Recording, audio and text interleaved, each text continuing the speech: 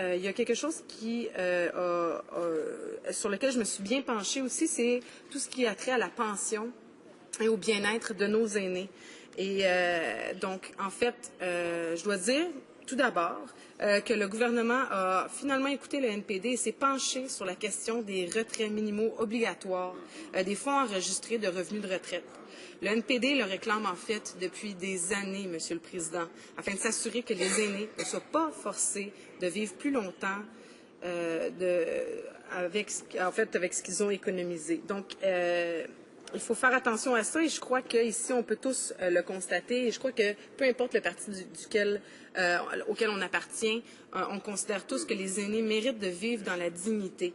Donc, de s'attaquer à la question des retraits minimaux obligatoires, des fonds enregistrés des revenus de retraite est en soi une bonne chose et je suis content que le gouvernement conservateur ait pris cet exemple-là de la part du NPD. Tout à fait. Je dois absolument mentionner le travail incroyable qui est fait pour le bien-être des aînés à Laval. Je pense à l'Association pour les aînés résidents à Laval, d'IRA Laval et aussi la table de concertation des aînés de Laval qui font un travail incroyable à tous les jours afin de s'assurer que nos aînés reçoivent les services adéquats, peu importe où ils résident sur l'île de Laval et qu'ils aient une retraite joyeuse et dans la dignité. En ce qui concerne les pensions, par exemple, les conservateurs n'ont pas respecté leurs engagements envers nos aînés en matière de pension. Et ce budget ne laisse rien présager de bon pour la suite.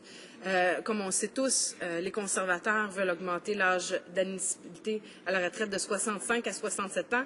Et en plus, ils bloquent toutes les tentatives de bonifier les prestations du RPC et du RRQ, Monsieur le Président, ce qui est carrément inadmissible quand on voit la quantité d'aînés à travers le pays qui vivent sous le seuil de la pauvreté. C'est inadmissible de voir un gouvernement fédéral ne pas se pencher sur une question aussi fondamentale que le bien-être et la dignité de nos aînés qui ont forgé la société dans laquelle on vit aujourd'hui. Je dois dire, par exemple, qu'ils ont répondu à la demande du NPD de réduire le montant que les aînés peuvent retirer de leur REER, en commençant par une réduction de 29 du montant retiré à 71 ans et des réductions moins grandes par la suite.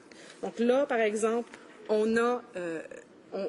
voit qu'il y a eu une petite ouverture, mais très petite, et j'aurais espéré mieux de la part de notre gouvernement fédéral pour nos aînés.